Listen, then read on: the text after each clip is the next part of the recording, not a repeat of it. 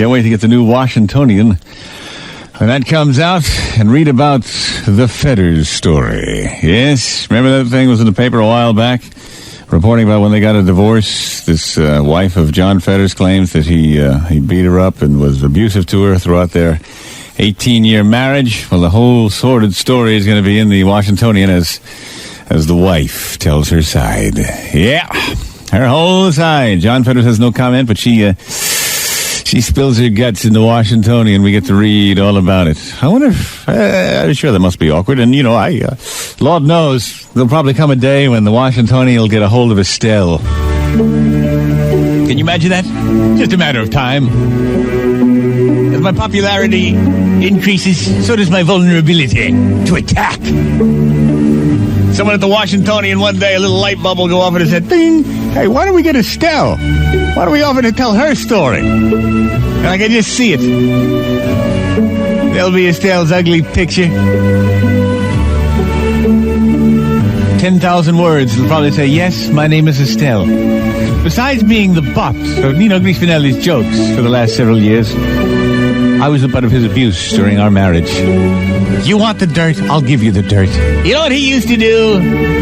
When the ball game would be on TV and he had to take a constitutional, he'd sit there with the bathroom door open so he wouldn't miss a thing of his precious ball game.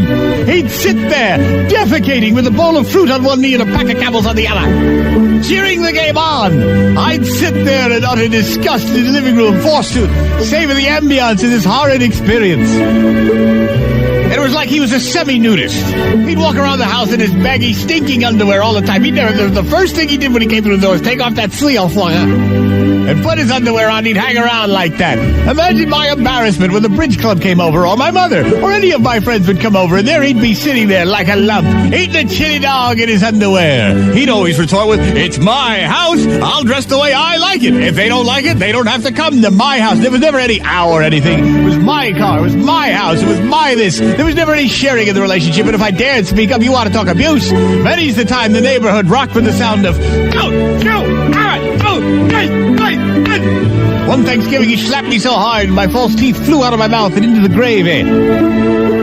He apologized not to me, but to the guests, for the little bits of floating denture grip they must to contend with on their mashed potatoes.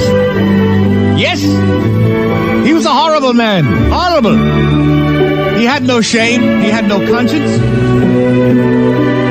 Many's a day he'd come home to me fresh from a liaison. He wouldn't even attempt to hide it.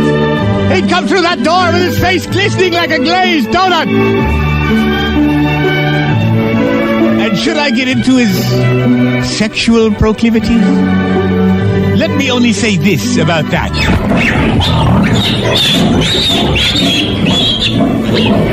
Need I say anything about his favorite practice? Need I say anything about his abusive tendencies? Yes, Nino Greaseman, beloved boss jock, behind the scenes.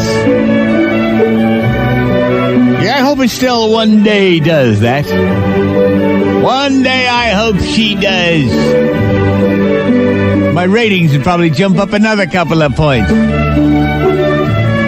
not only that, but the next month I could get on the cover. Remember like how Sherry Theismann did it, where she's ripping that magazine with Joe's picture in the cover? Well, I'll get on there, only I'll be holding the magazine Estella's in and, holding my package as if to say, right here, Estelle, with your attitude. Nobody else has right the Greaseman, because nobody else has the tuna. The Greaseman. I mean, Estelle, who do you think you are, anyway? Huh? Who do you think you are? Are you listening, you hog? Are you listening?